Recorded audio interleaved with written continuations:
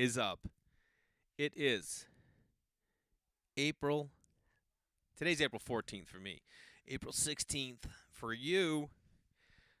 I mean, what is going on?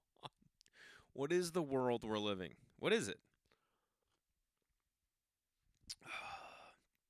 Hey, Sky, if I send you that video, are you able to drop it in this episode? Hell yeah. Okay, cool.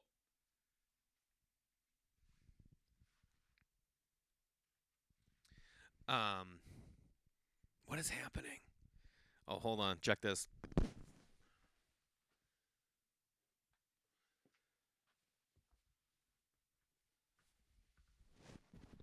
Little ambiance.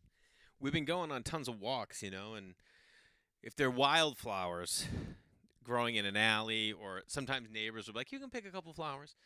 We've been picking them, and my daughter gave me that. She's like, here, Dad, you put that in your office. And I'm like, it feels so good to know that they call this an office. It's a garage. It's a garage. It's a garage. It's a studio. It's storage. It's an office. Um, but we started that like we went on a hike back when you could still go on hikes, and I was like, we don't normally pick flowers because if we pick flowers and everyone picked flowers, then there'd be no flowers. And I'm like, don't you like looking at these flowers? And everybody was like, yeah, we love looking at these flowers. And I'm like, yeah, me too. And I'm like, so we can't always pick them. But lately, we've been taking a little. Kate's been bringing like a little basket every now and then and picking wildflowers. And like I said, our neighbor down the street let us pick some of their flowers. It's nice. I've never. I got to be honest with you. You guys know me. I outside. I've said it before. Outside of people financially and health wise dealing with these. Not just that. There's like situations. You know, a really good buddy of mine. One of my favorite people on the earth. His mom passed away tonight, and he texted me. It had been. I'm not going to get into it because it's just like it was. It was just came quick. It came quick, and she went quick. Um, but that's going to be. That's going to be a tough situation because you can't say goodbye the way you'd want to say goodbye. Um, she was a really really cool chick.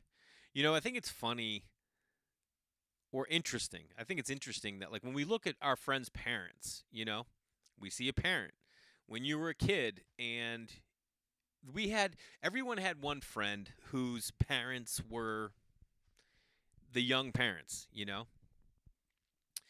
and like young and healthy and sprightly. That was my buddy Rye. His dad and mom were always like a little younger than everyone else, and his dad like would play hoops with us until we were in high school. Now, I'm 44 and River is 4. So when she's 14, I'm going to be 54. I don't know. Maybe I'll be playing hoops if they want to hoop it. But I just feel like I'm already getting old. But we used to play hoops with him. We still golf with him. Um, you kind of look at people's parents as just parents, but like now that I'm a parent and a lot of my friends are parents, and like we have one group that all had kids at the same time. And before that, we used to all roll together. We were all lived in the west side of Los Angeles. We all had like no one has the same job in our group.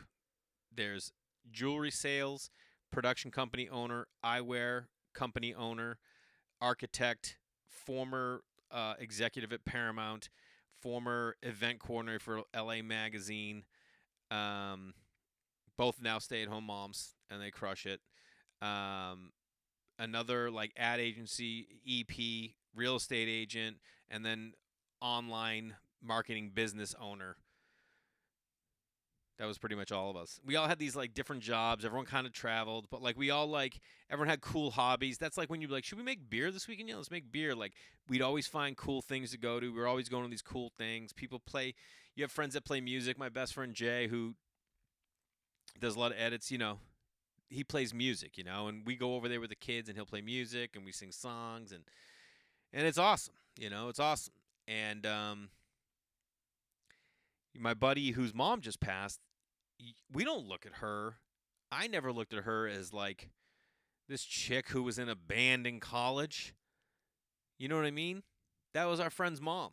And this is a good friend of mine from college. So I met her when I was like probably 18 or 19. And I remember their house and where I met her, and like my boy's grandmother used to live there, and his mom was always spunky. You know what I mean? There was five of them, four boys, one girl. Mom was always spunky, and she had a giant smile. This woman had a giant smile, and like now that I'm thinking of it, her eyes like sparkled. She was bright. She was bright. And to have five kids that like, and they were like, they're not like Larson kids. You got four kids at the Larson house, and if you farted at the kitchen table, my mother was gonna, you would be fucked. No, not with not with my boy Fran, his mom. They would laugh their ass off. They were goofs. They were a bunch of goofs, and she was like the goofiest of them all. And Joan, and I remember my boy Fran had this guitar, and it used to be his mom's, and she played in a band. And I'm like, you just don't think of our parents that way. Like, oh, she was that cool chick that played guitar and was in a band, and then became this dude's mom. And yeah. So anyway, it's a weird time that you know that so many people are going to have experiences that are going to be just changed and seen through a different lens because of like this pandemic that we're in. Um, so think about her a little bit, Joan Joan Curran, my buddy Fran's mom. I remember like when I met him, we met my freshman year in college, and we lived in this dorm. I went to a Catholic school, right? This is how dumb I am. You want to know how dumb I am? This is sugar-free root beer, ginger root beer. It's my new favorite thing, man. You're like, it's sugar-free, dude. So I'm a freshman in college. So I went to this Catholic school, right? I had no idea about colleges. My best friend in high school, Jen Lou, I married her and her husband Robert. You want to hear a line that crushed at my friend's wedding, Jen's wedding? Jen's a doctor. She's very cold, very calculated. And I've married three couples. One was like, they called me and were like, can you marry us? And I was like, all right, how about some prep? Okay. Um, but the other two, like, we worked it out for a long time. I gave them sets of questions, blah, blah, blah. And Jen, one of the questions I said, if a week after your marriage, the other one died, how long do you think it'd be appropriate before you could get married again? I said this at the wedding, black tie. Uh, and it was, I'm not saying they were stuffy, but people were just black tie, people are formal. And I'm sitting here dropping this at the ceremony. And this is not like best man speech or like, welcoming. No, this is the ceremony. And I go, I asked these questions to both of them. I asked this question: what would they do if after a week of marriage the other one died? How long before you could get married? And I go, and Robert said to me, I can't even fathom that happening. I couldn't even give you an answer. And I said, and Jen's response was very similar. She said 1 year. And it crushed. Anyway, what the hell am I getting? What was I talking about? Why all of a sudden am I marrying Jen? Um, I don't know why. Anyway, I guess I was thinking about when I met my boy Fran. Anyway, Jen. Here we go. Jen's the one who I remember one night she showed up at my house with 8 applications to colleges. She's like, all right, this is what you need to do. You need to do this. You need to do this. She got me envelopes, had stamps. She's like, you got to send this in. You got to do this. You got your essay. All right, you got to do this. And help me apply to like all these colleges. I went and looked at one college out of the 8. And that I had already used to summer camp at because my mom ran a camp there. I used to have to go there every summer. So I already knew the campus. I knew everything about it. Excuse me. End up picking St. Anselm College. It's in New Hampshire. They don't have me. Don't have me. Don't have me. on their, notable alumni. Whatever, that's fine. Um, anyway, so I get there like the freshmen showed up like the weekend before everybody else, and that's like when you had your orientation. And I remember the first night, I'm like moved into my room. My roommate hadn't got there yet, and I'm hanging out with some dudes, some chicks. We're all just kicking it. And the girl's like, "All right, we gotta go." I'm like, "Why are you guys leaving?" They're like, "Well, it's parietals." I go, "What's parietals?" You couldn't have girls in your room past 11 o'clock or something like that on weekends, and not at all on weekdays. And I was like, "What?" Like I had no idea about this. That's how idiotic I am. Oh yeah, spend 4 years or 5 if you're me of your life at a college you know nothing about. Nothing. That's what I did. Nothing. And anyway, so I lived on the first floor of this dorm.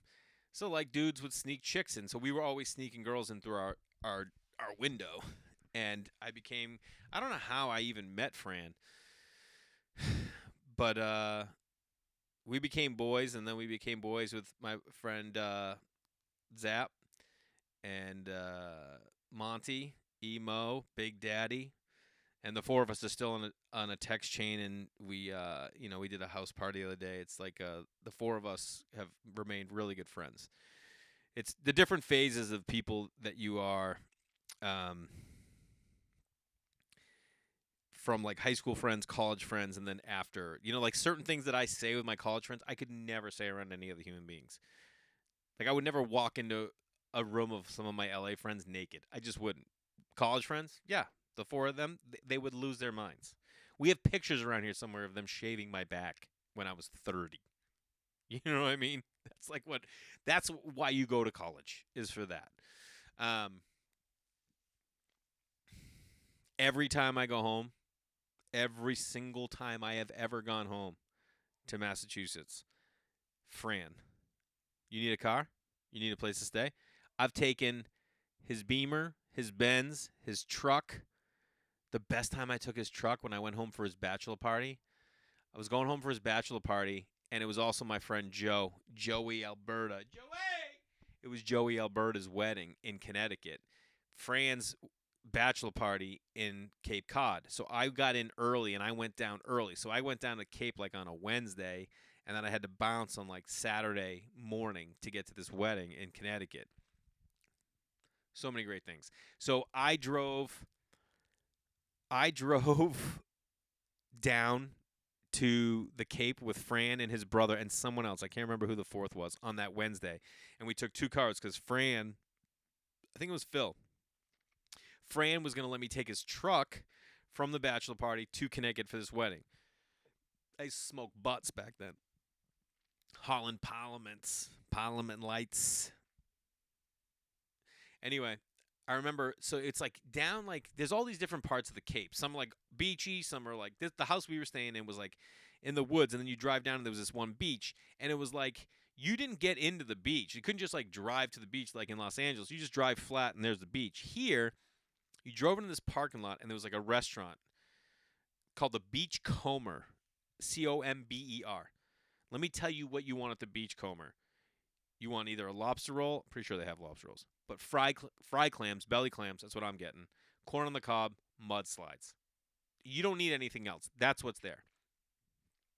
And then you go down this steep incline, like a dune, giant dune, and you get to the bottom, and there's the beach. So during the day, you hang out at the beach, you go up, you grab a couple drinks, eat, watch the Red Sox, go back down to your spot. So we drive all the way down there, and this is what I'm talking about. This is who we are.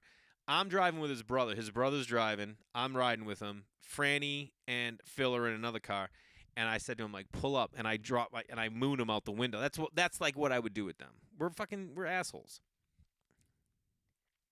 So we get down there, and Fran's like, this is going to be his weekend. And he goes, before we go to the house, let's go down to the beach. I just want to see the beach. I want to see the ocean. I'm like, yeah, let's do it. I mean, for me, I'm like flying home from Los Angeles. I get to be with my boys. I'm like going to go from one celebration of a friend to another celebration. I'm smoking butts. I mean, now if I look at it, I'm like, I have no responsibilities. I can smoke butts because I'm not worried about dying. I'm just smoking butts.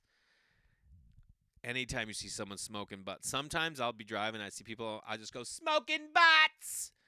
I just yell at people. It's very, seeing people who are hauling heat is nowadays, you're just like, you really smoke cigarettes? What are you, out of your mind? And then there's parts of me that are like, when I'm 85, I'm just going to start smoking butts again. Smoking butts, kid. What are you smoking, butts? Anyway, we get to this like parking lot, right? And down the dunes, these like, there are some people having a bonfire just on the beach. There's no one else down there. And when you go down this incline, then it's just a big like bluff all the way to the top. So once you're down there, it's like you're secluded. It feels like you're on like this secluded beach looking out at the ocean. And so we get down there, and like, these people are having a fire, and like, hey, you guys want to hang out? We're like, yeah. We had drinks, they had weed, we had butts, right? So we're hanging out with them, and there's like two girls and one dude, and then all of a sudden, the girls like took their tops off and just started making out. And I remember like sitting there looking at my boy and being like, hell of a bachelor party, dude. I mean, this is, how do you start it off? We haven't even gotten to the house, and this has just happened. It's not like all of a sudden it turned into this fucking orgy. But what I'm saying is, like, it was like, what else could you even ask for? Anyway, that's going on. And then we were like, should we just go for a walk down the beach and like come back? And he's like, yeah. So me and Phil, I think at the time was like living in Oregon.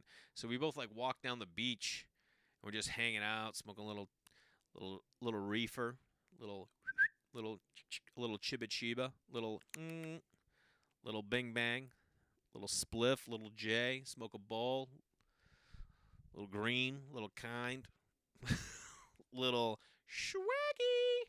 Don't you miss swag? Oh. Anyway, I remember like being with Phil and being like, all right, I'm gonna walk by myself for a little bit, and he was like, yeah, because that's kind of who we are. We're just like, yeah, man, I want to have a little one-on-one time with nature, and that's him too. Like, yeah, me too. I'd like to stare off into the moon and wonder if there's something else out there. Catch up with you in a little bit, and we're like on this beach, giant like dune bluff, moonlight. Is there anything better than? There is nothing. There is no light that is better than moonlight. That midnight blue, that like, is it a black sky? No, it's not. It's like a dark navy that's slightly has a silver to it. Oh.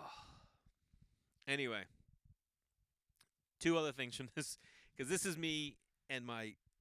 I didn't know it was going to be this, but this podcast is a little bit of a celebration of Fran, who lost his mom, and a celebration of her as well. So, Fran's brother like rented the house. This was before Airbnb, so like you had to like find houses and you put down a deposit and all that. And I'll never forget. By the way, I think you know this about me. I love seeing people do something stupid. I love it. You know what I mean? I love it.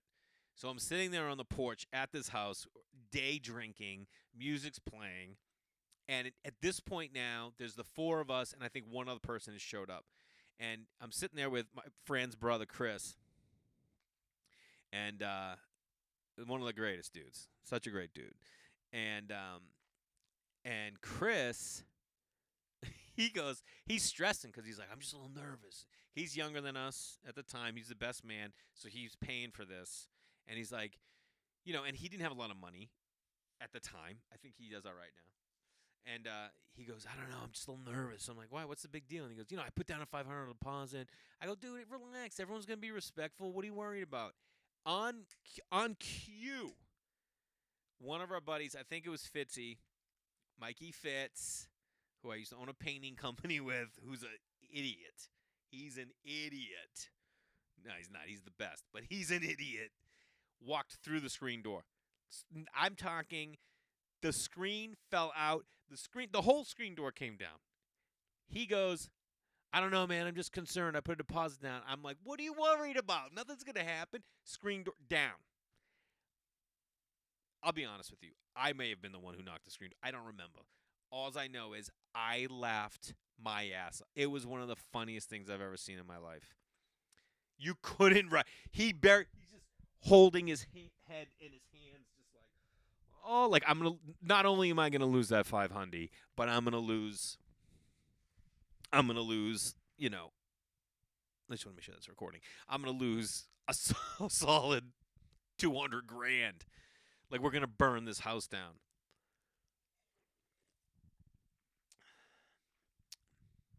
Saturday rolls around. We'd had just an awesome time down there. Um, Saturday rolls around, and I'm like, all right, I got to roll to that wedding. And he's like, yeah. And he's like, you got the truck? And I was like, yeah. Let me tell you something. I've always wanted a pickup truck, and I don't know if it's from this day because I don't remember being a kid and being like, oh, I wish I had a pickup truck. I just never remember that. But now, all I want is a pickup truck. But you need a reason for it. Like we were on a bike ride the other day, or we were on a walk. Where were we? Oh yeah, yesterday I took the kids for a walk in the afternoon. I've been trying to get my writing done and get done around 3:34. So I'll get up and at 5 or 6, so I can write till they get up, and then get back out here at 8, and then be writing till like 3 or 4, and then can take over for an hour. Tonight I took over to make dinner, stuff like that. And we went for a walk. Anyway, we saw a couple pickup trucks, and I was saying to like the kids, I'm like, oh, look at that pickup truck. You guys like that pickup truck? And I've realized I never knew that this is what it was, but if you mention to your kids something that you like, they'll just like it. Like we talk about houses all the time. I'll be like, oh, that's a mid-century house. That's a Craftsman. That's a colonial. That's like a Tudor, that's a Victorian, and like we point them out, and I reinforce it all the time. Like, you like that house? They almost always say, yeah, I like that house. They like everything. Why would they have an opinion that they don't like something? You know what I mean? Why? You're barely alive. Everything you look at, you should like. Every single thing you should like, and that's how they kind of approach houses or cars or trucks. And we saw a pickup truck, and I'm like, oh, look at that pickup. You guys like that pickup? And they're like, yeah. And I was explaining like what a bench seat is, and then my son goes, but Dad, you don't want a pickup. And I go, why? He goes, because then where are we gonna sit? I'm like, you're gonna have to sit in the front, dude. Anyway, Fran used to have the pickup and then have the kid seat in the front because legally you can because there's nowhere else to put them. Anyway, I think it was this trip in Fran's truck, leaving his bachelor party, driving from Cape Cod to Connecticut. It was like a 4-hour drive, maybe more. I don't know. Sitting in the front seat of a pickup, windows down, no shoes on, foot up on the dash, knee at the window, smoking butt sky, blazing heaters. It was, I didn't want it to end. The best was I'm leaving my college friends, and if you are still friends with your high school and college friends like I am, my high school friends know my college friends because, like, remember when you were in college, you would, like, your friends from high school were at a different college and they'd come visit, or, like, your friends from college would come home for a holiday or over the summer, and, So they all knew, they knew I was leaving Fran's bachelor party, and I'll never forget, it was 3 o'clock. And I was driving. Now, by the way, this is back from like when I was like 24 to like 31.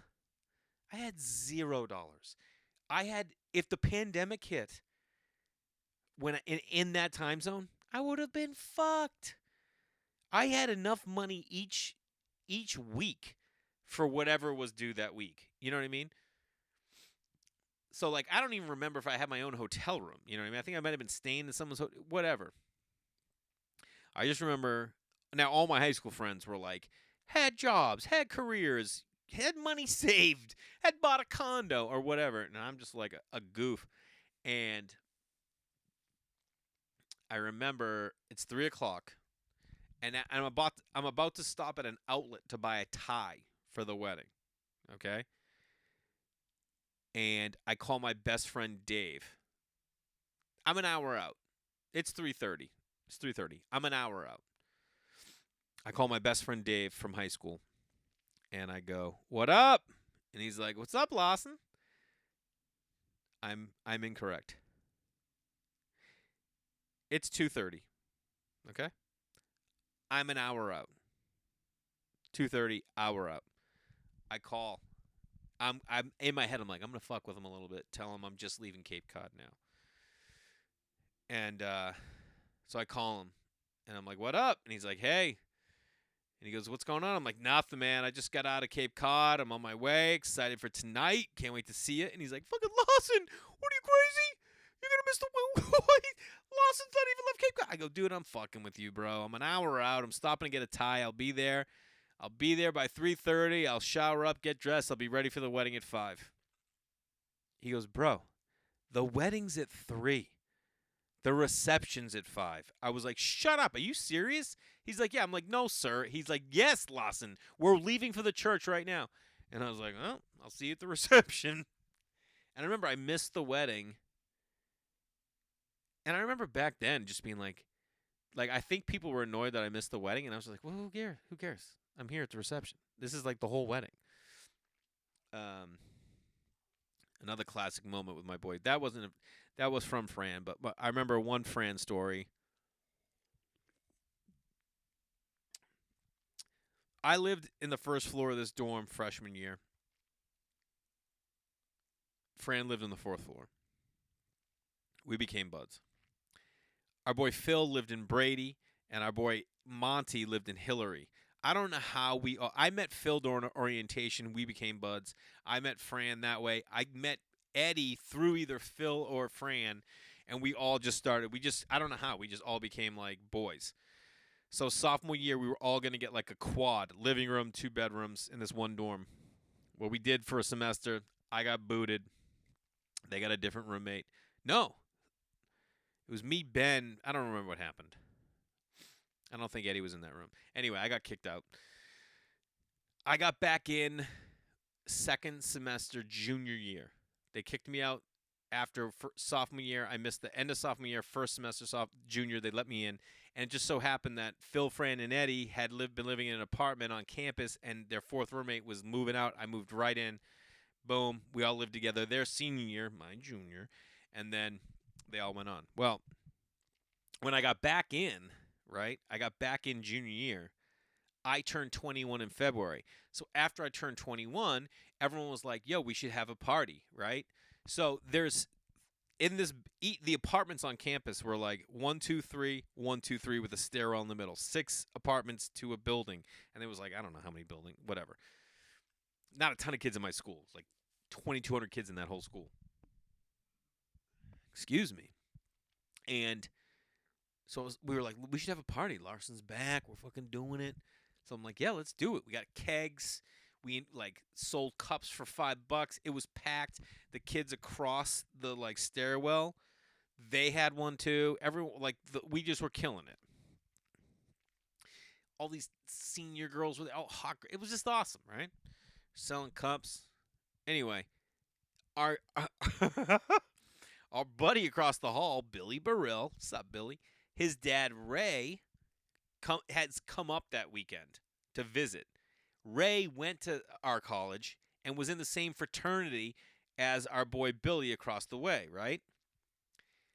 And Ray smokes heaters, smoking bots guy. So like they would go out in the hallway, the stairwell, and smoke butts. Yeah, well, it set the fire alarm off like 3 times that night, and like campus security came down. We got the kegs out of the way because there was like I don't know, 50% were you couldn't have kegs. You just could. I mean, you could maybe if everyone was 21, but whatever. We didn't get in trouble, but we had like one keg that wasn't done, and like we just kept it in like one of our rooms. And something happened like on the Tuesday after that someone had to come in and check our apartment for like the fire alarms. Oh, to like check out the fire alarms, and they found the keg, and then we got called in to the dean of students. The 4 of us. We go in there, and we're sitting there, and we're all like lined up in a row. And it's like one of those. Think of like an old red brick college campus. That's what it was like. Every building is like it's on a campus. It's like 400 acres, 200 and no 350 of which are just fields and land. And we're in the dean of students office. We're all sitting there, and he's like, so maintenance went in your room. They found a keg, and like, you guys, you're not 21, you're not 21, you can't have a keg, blah blah blah. We know there was a party there, blah blah blah. We're like, yeah, and he's like, the fire alarm was going off. He goes, setting the fire alarm off, and we're like, that wasn't us, that was Ray Burrill.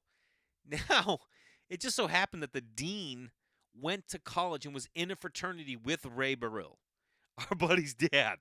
And I'll never forget. We're like, that wasn't us. That was Billy Burrill's dad.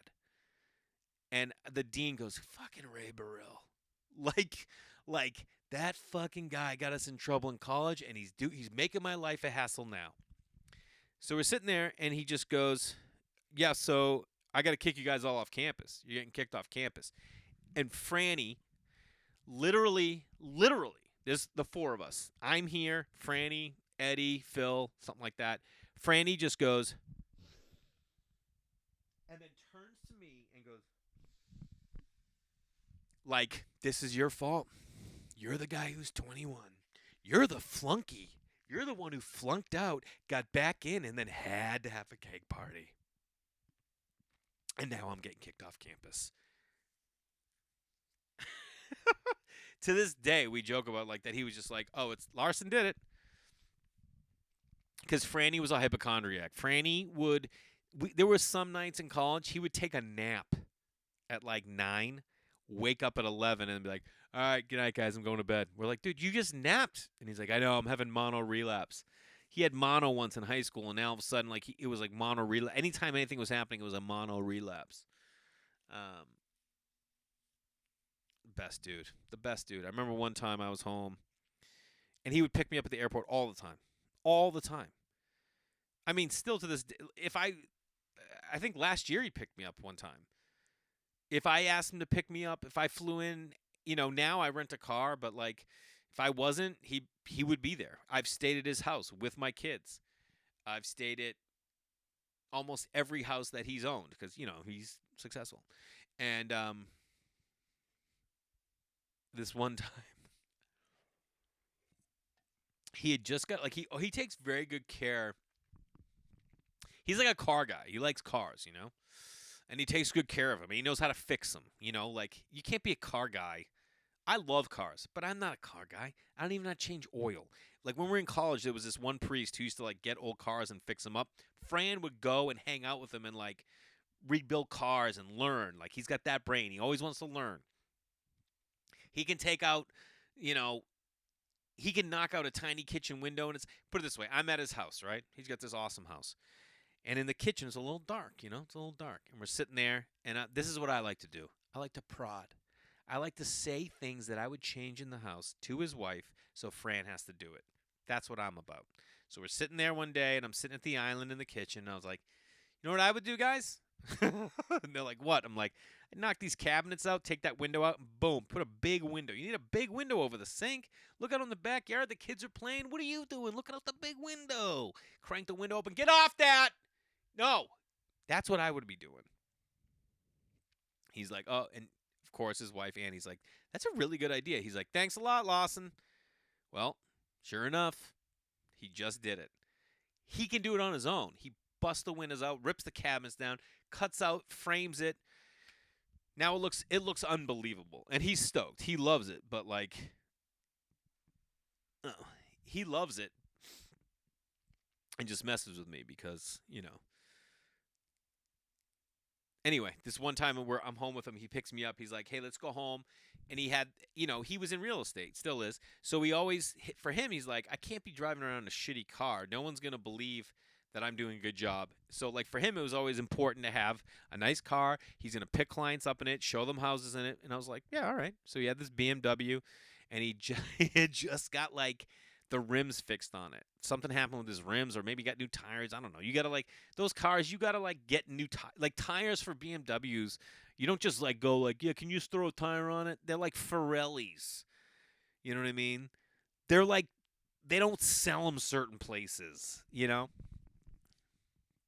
Oh, what's up, water? So he just got these new rims, and he's like, "Here's the deal. I got to meet this guy. Why don't you drop me off at this meeting, and then you can just drive around for a little bit, come pick me up, and then we'll go back to the house." And I was like, "Yeah, all right." I pick him up. I drop him off. I know he had just got new rims. I don't know his town that well, right? I drop him off, and I start driving, and then I'm like, where am I? I'm like, where should I go? So I pull over, and when I pull over, I grind. How is this even possible? I've never done this. My wife will tell you differently, but I grind the rims on the curb. Okay. And I'm like, are you fucking kidding? I had just dropped him. I'm talking 200 yards down the road. And I'm like, you gotta be fucking. I get out. I'm like, holy shit. I just scratched up his rims. Now, again, at this point in my life, I've never owned a nice car.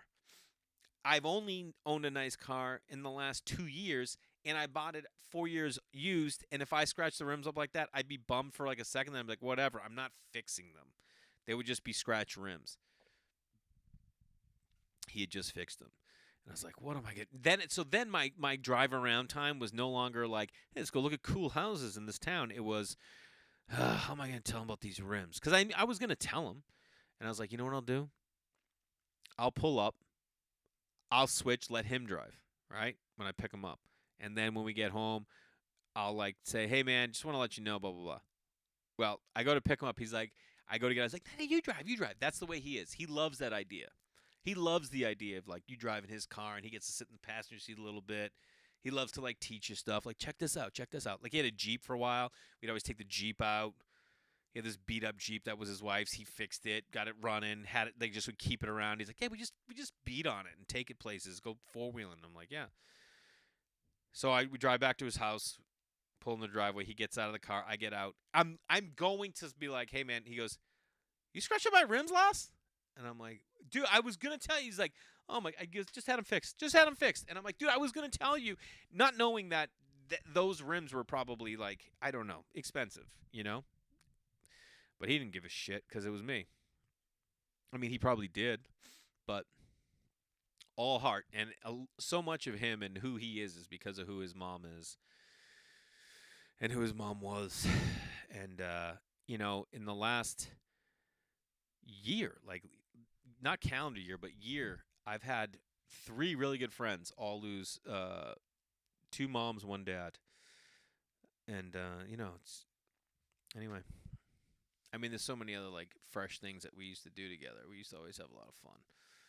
He used to take out my Jeep. I had a Jeep Sahara that I saved up my money for one summer.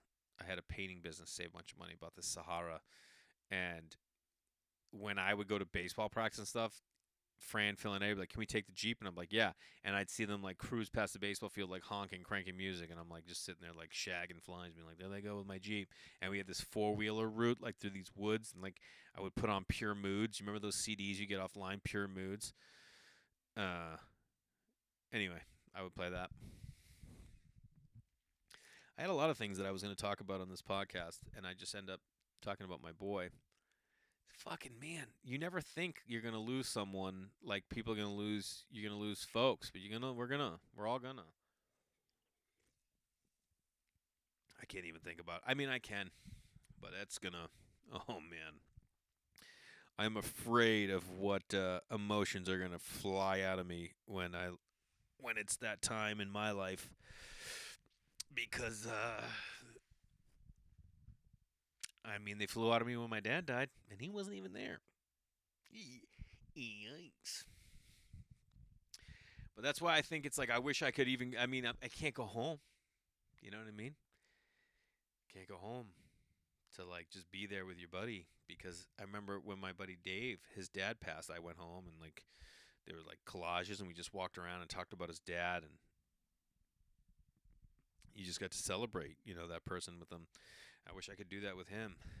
This is my way of kind of celebrating, because I always like to look at it as a celebration, not as a I don't know, not as a letting go.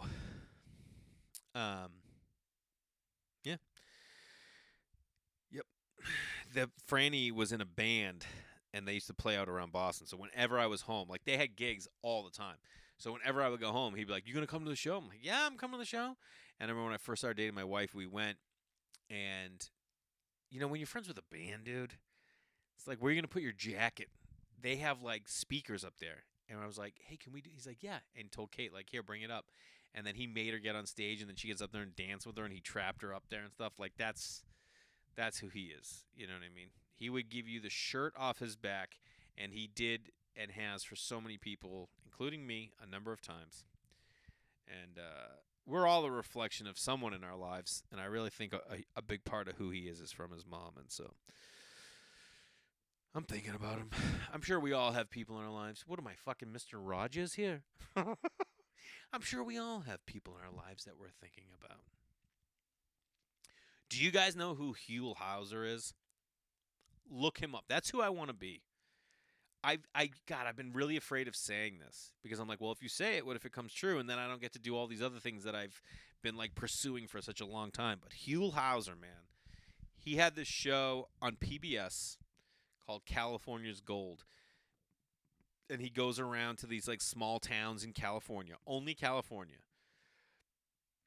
for like the Strawberry Festival and a town that is known for having the most blue houses, and you know what I mean, like these small town things. Huell Hauser. This pandemic kind of has you in that mode. You know what I mean? That's all. That's what like I feel like we're just thinking about is like, yeah, what are like what's a small town? What are it's simpler times right now. Everything's simpler. Like we're all doing these simple things, and like everyone's talking about like, yeah, I get to eat home with my. I've seen so many dads that I know from school and stuff that like jog by. Well, like I'll be out front of the house and they're like, hey, I'm like, dude, you live nearby? And I'm like, yeah, but no one's ever home. You know what I mean? I'm home a lot. But like these guys everyone's usually working, at offices, and so like now he's going for a jog because he can't go to a gym and he's not at the office. And I'm like, how are you doing? He's like, eating dinner with my family every night, And you're like, yeah, like my wife and I both travel, but when we're home, every single meal we have together at our dining room table with no TV on, and we talk and we catch up. That's something that we've just always done. But not every family can do that because people have weird hours and you're trying to make a living. You got to worry about taking care of things, And right now, yes, everyone is still worried about taking care of things, but a lot less. I think people are more like, yeah, you could miss a lot of bills right now and no one's going to give you shit for it. You know what I mean? Like, did you miss your rent? Yeah, the pandemic. All right, yeah, yeah. Oh, did you miss your car payment? You could call anyone who has a car payment right now. You could call your place and be like, the pandemic, and they're like, yeah, just wait a couple months. Whatever it is, you could do it. And I think so many people right now are just like, yeah, what's important? And it's like, well, being with the family, that's important. Like, yeah, that's important. And eating dinner every night. My friend's like working from home. He's like, I have lunch with my daughter every day now. And you're like, yeah, it's.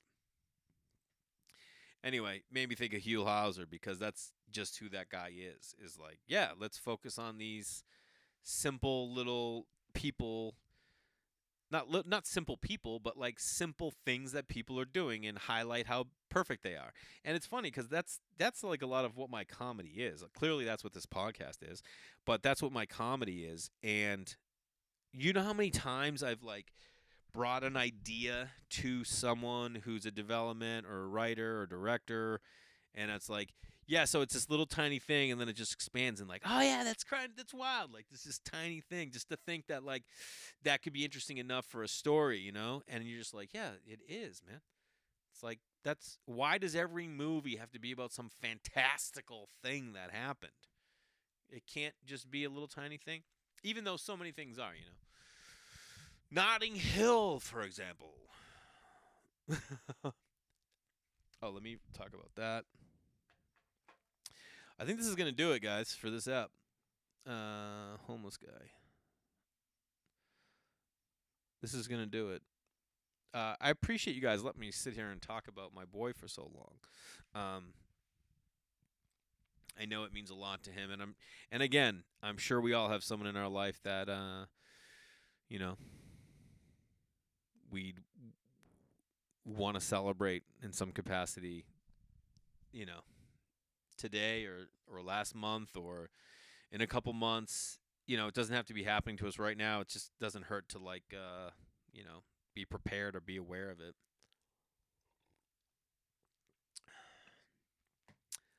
I appreciate you guys. I hope everyone's happy and healthy and focusing on the positive things that are going on in your life and not so much the limitations that we have right now. Always thank you for supporting. I'll see you next week.